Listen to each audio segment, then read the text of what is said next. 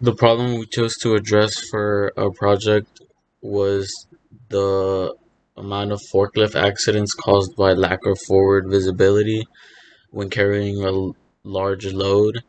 Through some research, we found that one of the leading causes of accidents with forklifts is the load blocking the driver's vision, causing them to crash into something or someone. Okay, so the concept that we came up with to address this issue was to attach ultrasonic sensors and a camera to the front of the forks to help provide the driver with safety.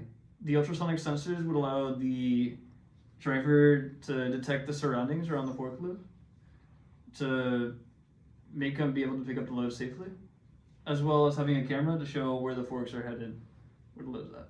So the final sketch that we came up with for our design is one where we make an edit to the existing forks, where we cut out a small box out of the ends of the forks, as well as a little divot going under the side of the fork, which will allow us to attach this attachment, this box here at the end, with screws into the divot, and it'll hold the camera and sensor in here with wiring that can go through the bottom of the fork here to attach to the main part of the car.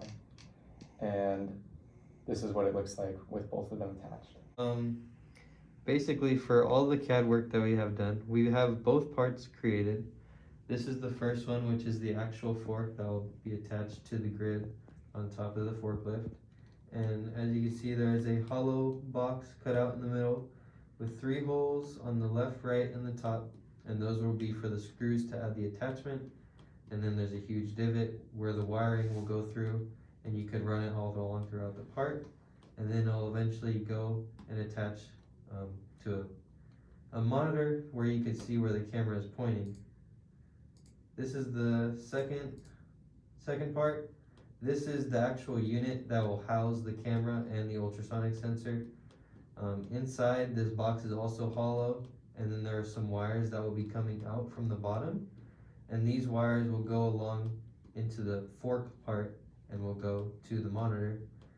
And then there are 3 screw holes cut on the top, bottom, or on the top left and the right, so that it can be attached to the fork.